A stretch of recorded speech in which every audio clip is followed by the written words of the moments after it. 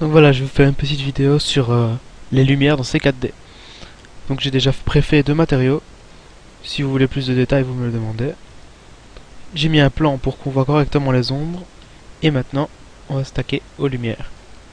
Donc, il y a la lumière simple, caractérisée par une ampoule. On peut, ici, on trouve les ombres, les différentes ombres. C'est assez simple en fait. On va la mettre à l'intérieur de la poule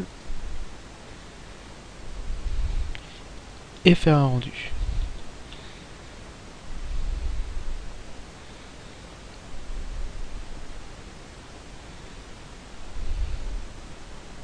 Voilà à quoi ressemblent les ombres diffuses. Là, les ombres franches. C'est assez simple. Les ombres diffuses, il y a une zone qui n'est pas nette, alors que les ombres franches sont toujours bien nettes. On peut régler ça dans les détails, mais bon, on va pas nous demander ça. Voilà. Ici, on va mettre des ombres diffuses.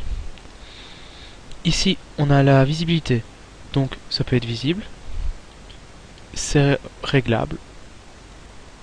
Le halo est réglable. Comme ceci devra aller.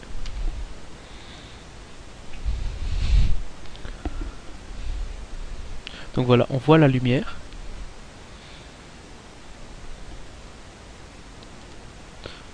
Ici, on peut le mettre en volumétrique, mais c'est plus pratique avec un spot. Donc ici, on a les différents types.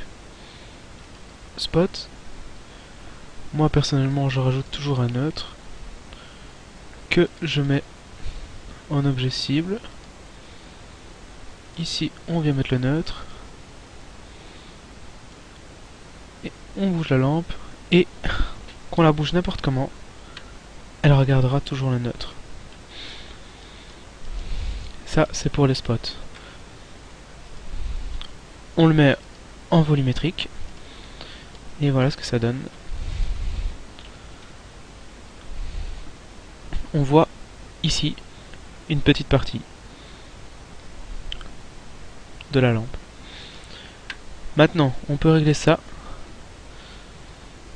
Hop, dans visibilité. Ici, on a la distance interne, qui est souvent à 0. C'est une zone plus forte si vous voulez.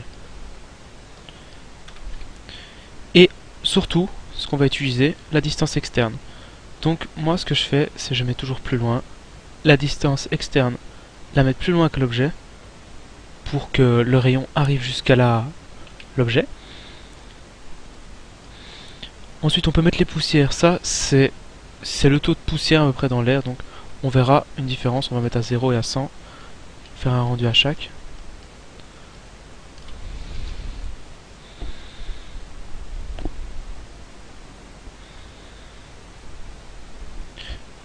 Ça c'est sans poussière, et ça c'est avec poussière. Je crois que je suis un peu trop loin pour qu'on remarque une grosse différence. Oui, je suis trop loin pour qu'on remarque la différence. Ici normalement ça devrait le faire.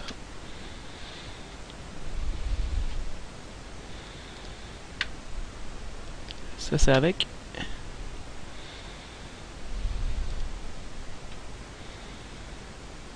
C'est avec les poussières.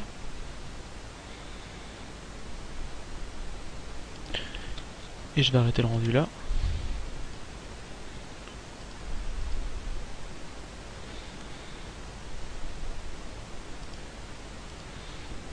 Et ça c'est 100.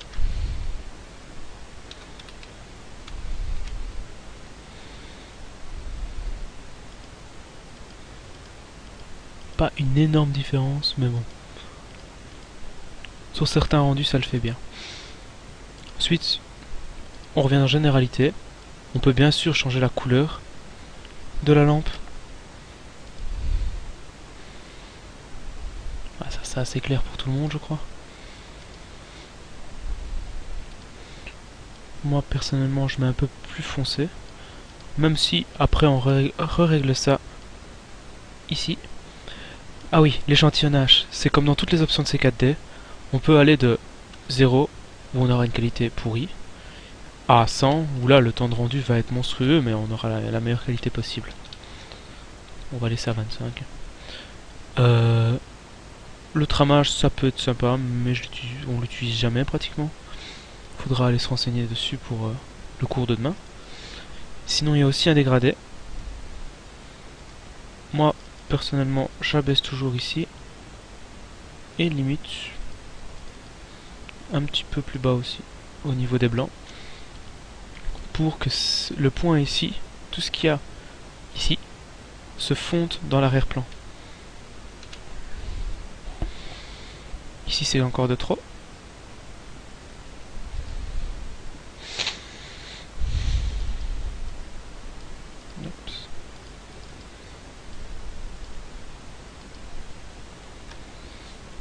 Et là, on voit déjà mieux que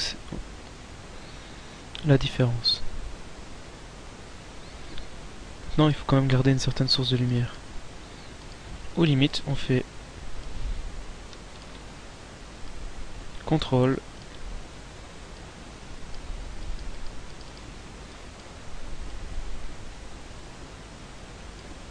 et voilà.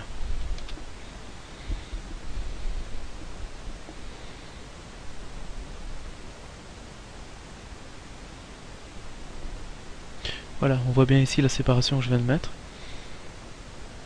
Maintenant, on pourrait atténuer ça, mais bon, on va pas passer des heures à essayer d'avoir un rendu parfait.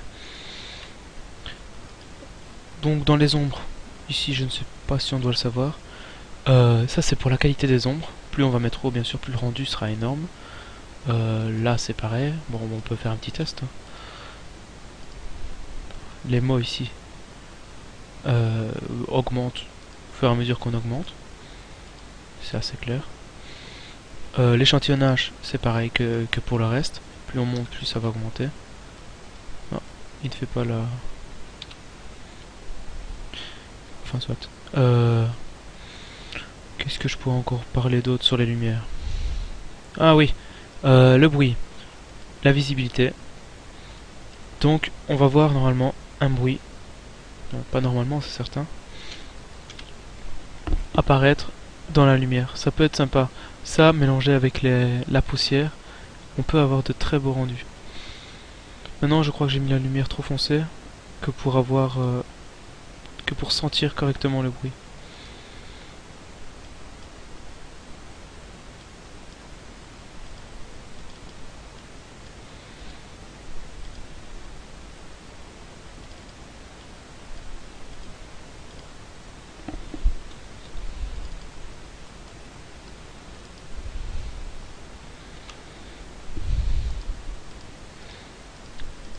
Déjà ici, on sent une différence.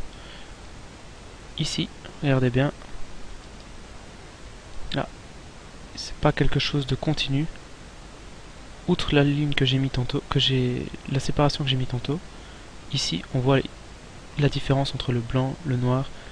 Il y a vraiment, c'est pas quelque chose de continu. C'est pas du blanc partout. Donc voilà.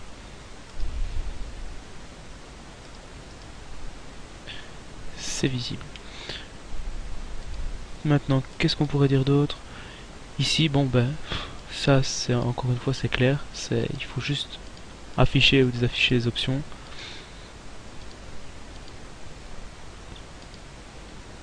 Ouais, je crois que j'ai fait le tour. Ah, au niveau de l'angle. On va bouger à l'angle externe. C'est simplement ça. C'est tout bêtement. On peut aussi prendre ici.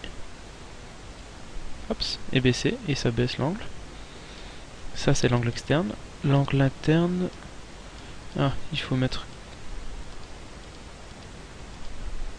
ici.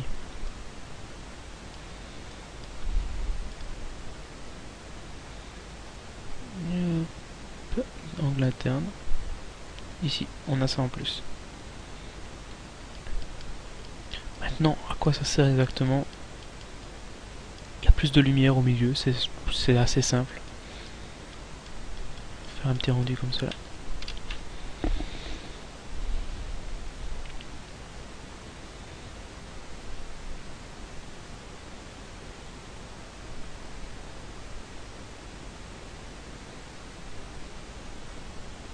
Donc voilà, après tout ce qu'on peut faire avec la lumière de ces 4D.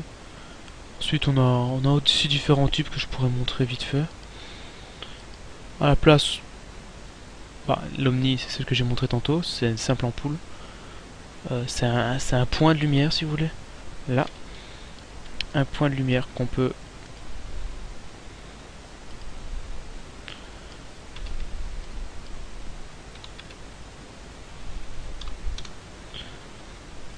déplacer. C'est encore une fois comme c'est volumétrique là, donc on sait régler la capacité de la lumière, jusqu'où la lumière va aller. Ici, on a encore une fois, on a le spot que je viens d'utiliser, l'éclairage de surface, donc ça éclaire une surface. Oui, je l'ai mis en visée, donc ça n'ira pas. Ça éclaire une surface, donc on vient comme ceci, hop, et on éclaire une partie ici.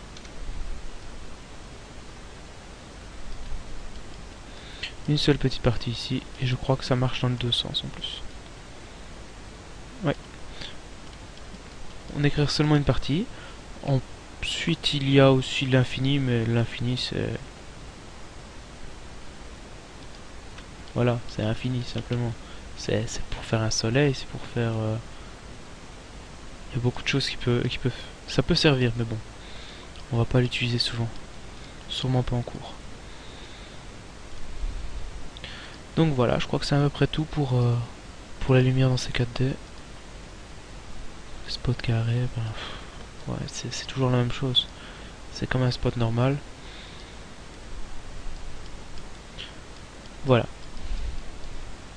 J'arrête là.